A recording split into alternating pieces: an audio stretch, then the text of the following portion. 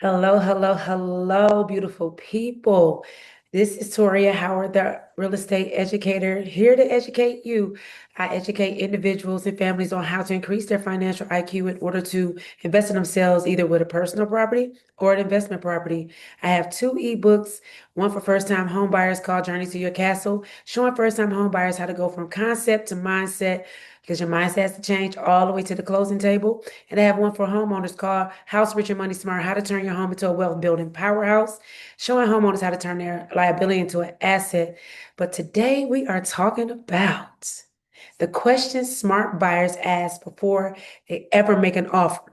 So, excuse me, if you watch my previous videos, then this is the next, wave for you to get into what it is that you need to do next, right? So making an offer is, so important, and working with the right individuals will help you make the best offers. So most my buyers don't mess up because they don't qualify. They mess up because they ask the wrong questions at the wrong time. So you need to make sure that you are realizing what questions to ask. And by the time you realize it, they are already emotional. You're attached to the property, you're financially stretched, and you're afraid to walk away. So you have to ask these questions beforehand. So today, I'm going to walk you through the questions smart buyers ask before you ever make an offer. The ones that save people thousands and protect their peace. That's what we're talking about, because we need to protect your peace, right? So if you ever watch my videos, this connects directly to why buyers feel broke after closing, why pre-approval isn't preparation, and why lifestyle qualifications matter. You want your lifestyle to qualify. You don't want to be house poor. So this all comes together and into the next segment. So why questions matter more than credit scores? And I know there's a lot of big emphasis on credit scores. And if you don't know already, you know, the federal loans, FHA, Fannie Mae, Fannie Mac, they don't have a credit score minimum anymore. So really, that is out the window. So you can buy a house with 500 or, 580, but, in certain instances, you will have to have the money, but you can still buy a house. There's no restrictions with your credit score. Your credit score opens the door, though.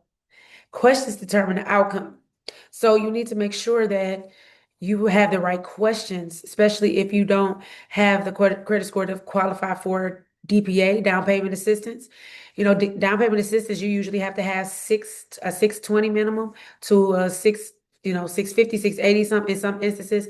I know a program you only have to have a 600. So it just all depends on the lender when you have to do your down payment assistance programs. But if you're not looking for that and you're looking to become a homeowner, you can become a homeowner with that 500. Not saying that your interest rate is going to be the greatest, but that can change because the house can help you improve your credit. But that's a different story for a different day. I've seen buyers with great credit struggle because no one taught them how to think through ownership. And just because you got a high credit score doesn't mean that you're financially literate. Sometimes it's just as happenstance because you've been paying your bills on time and you've been doing the things you're supposed to do. Credit tells the lenders about the risk. Question tells buyers about sustainability. Your sustainability is more important. So comment below if no one ever explained this to you. I would love to get your feedback because there's a lot of misconceptions when it comes to purchasing a home.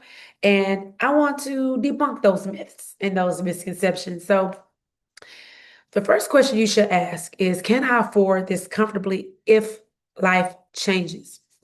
You always got to have a buffer in your life. You always got to make sure that you are preparing for the inevitable, even if the inevitable doesn't happen. I know. We can't predict things, but you know, health issues happen. Children have, having more children happen. Work changes. Different things can change. So when you're talking about the questions that you need to ask, investors think of this in this way because when they're trying to make money, they want to make sure that their profit line is still intact when they take it on this tax. So they put in buffers to their construction budget and all of the different things. So things can break it down, like I said. Job changes, medical bills, childcare, transportation, inflation, things happen. So can you still afford the payment if if over time, you know, if over time things disappear? If daycare increases, if your car needs replacing, explain comfortable versus approved, right? Comfortable meaning that you are living the life that you need to live, and there's the stress about your housing and the things that you need, your necessities are taken care of. Approved is that, yeah, you get that's the top of your budget, that's the max, and it's not including the other factors into your payment. Your payment, it consists of principal, interest, taxes, and insurance. But you got to add in utilities, and you got to add in your maintenance budget of 1% of your home purchase price or your home value. That needs to be factored into your 30% of your living expenses, because 30% of your living expenses should incorporate those things. So make sure that you're understanding that. So affordability, um, I did a video on affordability truths. So go back and watch that. And I also did a video on um, lifestyle qualifications. You don't want to lose your lifestyle to buy a house. I want to go on the lunches and brunches, right? I want to go get the hair done, the haircuts, the massages. The massage is so great. On vacation, you know. So in a book called A Millionaire Habits, uh, the author said you're supposed to have 120 vacation days a year. Does your lifestyle afford that if you become a house poor? No. So you need to make sure that you're still enjoying life. And if you have children, they're expensive. They have things that they have to have, clothes, shoes, especially if you have, you know, taller kids. They grow kind of rapidly. Now, my daughter was like that. So um, she stopped growing now, but as she was growing, she grew kind of rapidly. So you have to, those things change. Tuition, if you want kids to go to private school, that changes. As they get up in age, the tuition goes up. You have to buffer for these things. So the second question is, ownership cost, what does ownership cost after closing? So utility jumps. Right now, utility costs in Detroit, and I'm pretty sure in other Midwest areas, and probably all across this country, because we've been getting this cold wave, that utility costs are off the charts. I had one of my clients text me the other day. She just bought a house a few months ago. Her utility bill is $600 for 1 month. So that's the thing. You have to buffer for that. So I've had a bill for 1100, 800 in 1 month.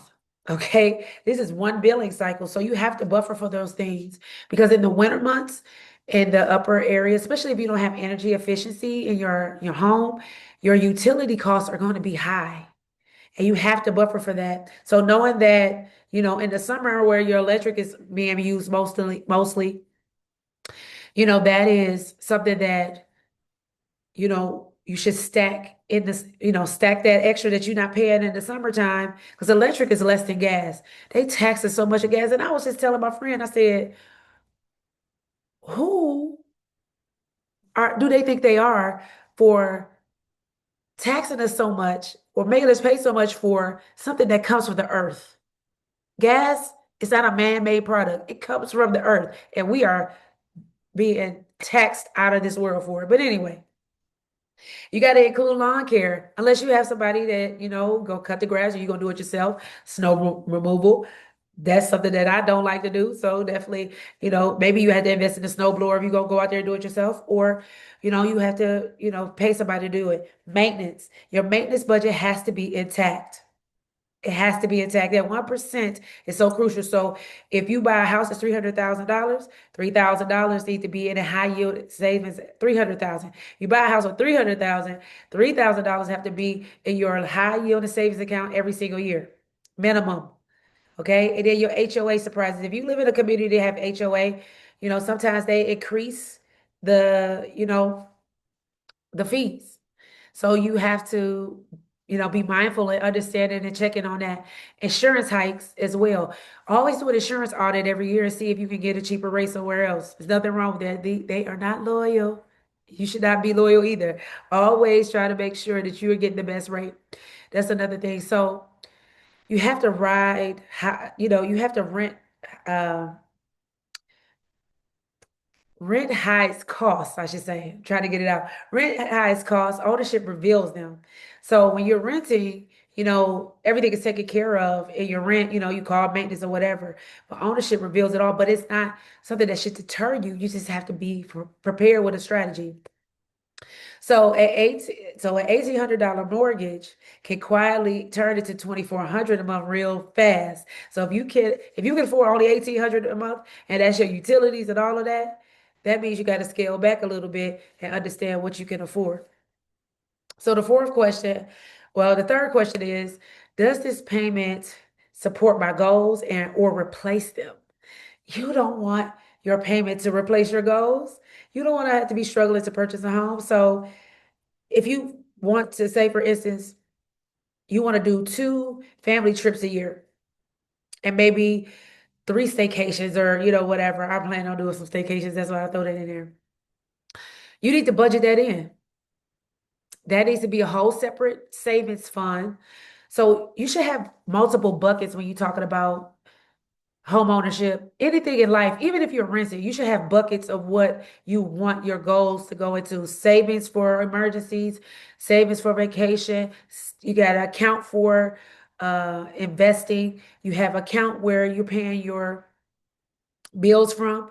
You have a uh if you have a business, you gotta, account for that. So you should always have different buckets. I was telling someone the other day that your home life, your personal life should be built just like a pyramid.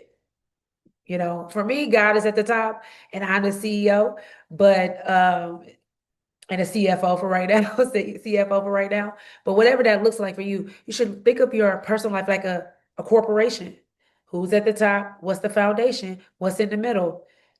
And when you structure it like that, you're thinking about your KPIs, you're thinking about your budget, you're thinking about invest. So thinking about your personal life and a pyramid, just like your company does, it's the same way that you do your personal life. Have buckets for travel, have buckets for savings, have buckets for investing, have buckets for emergency fund, have buckets for if you have a business or whatever the case may be.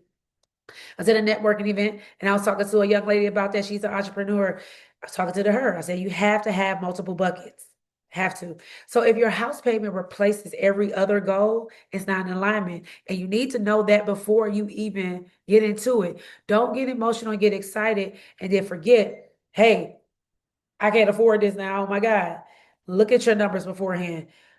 Think like an investor. Know, excuse me, know your exit strategy. Know how much your home can rent for, how much it will sell for in the future. Know your appreciation rate every single year. Like typical appreciation every year is 1 to 5%. But in some areas in the Detroit area, it's 7 to 10%. In some areas, it's 15 to 20% appreciation. 29% in some areas, like the West Bloomfields and the Royal Oaks and places. So you have to make sure that you understand that you're buying right in a place that's increasing in value, but you also got a buffer for your taxes that's going to be higher too. But it's a good thing in Michigan, they're putting a cap on that now, so it won't be as bad. So I did a video about that post-closing reality and buyers who feel stuck later. You have to understand when your home value increases, your taxes increase, your insurance is going to increase. So you have to make sure that you are buffering for that. So the fourth question is, am I buying because I'm ready or because I'm emotional? And you have to be ready. So you have to make sure that you're not getting, you know, caught up in the moment and not thinking like a business owner or investor, in a sense that you're buying right. Don't get caught up in it feels like home or social pressure. But a lot of the social pressure now is people talking you out of becoming a homeowner, saying it's okay to rent. but they own a home. Just saying. So I know we have these vision boards and these things, and a lot of people that I talk to have champagne taste with a beer budget. And listen, I have high quality taste too, and I want all of the high quality things. But does your budget support that? Get what you need right now to use this for leverage to help you get what you want later. Start where you are. So the next question is, see the fifth question, what's my financial exit plan? You got to have an exit strategy. So know your selling costs, know your renting options, know your equity timeline and when you can tap into it. Know the flexibilities. Know if you rent out a room or rent out a space or build a ADU, which is like a auxiliary unit on your property, what you can get for that. You know your appreciation, like I said. So life changes and smart buyers plan for it. So you always want to plan. So when you got a home, you always want to plan 2 to 5 years ahead, knowing your appreciation rate and seeing it on paper, maybe do a spreadsheet or whatever the case may be.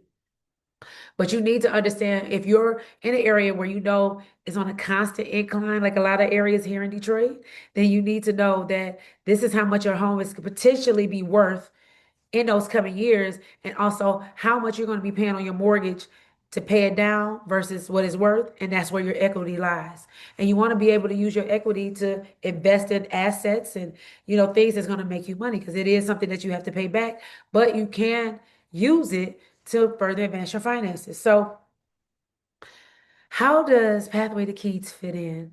My program is so amazing that I have been doing this without even doing it for a while now. I've helped first-time home buyers become homeowners because they had their own personalized financial strategy. So this is exactly what we do in Pathway to Keys. You get a personalized roadmap to your home. It's not nothing that's made up by anybody else. It's not anything that can be, um, from any other first-time home buyer, because this is your own personal roadmap from how to prepare your credit report, how to do your budget, how to pay off debt, to what you should be looking for, the questions you should be asking your realtor, the questions you should be asking your lender, to how you should be looking at homes in the areas. And guess what? I can help you all across the United States and the beautiful city of Detroit and the surrounding areas. But I know real estate agents all across this country, but come here for the education and then go out. So I help you with your personalized roadmap, your financial reality, your buying timeline, and your decision confidence. The more education you have, the more confidence you'll have.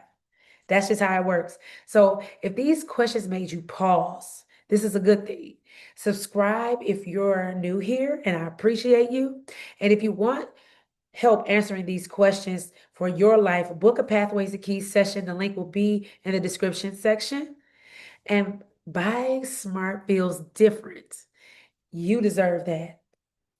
Definitely contact me for your Pathways to Keys session. I would love to assist. Have an amazing day.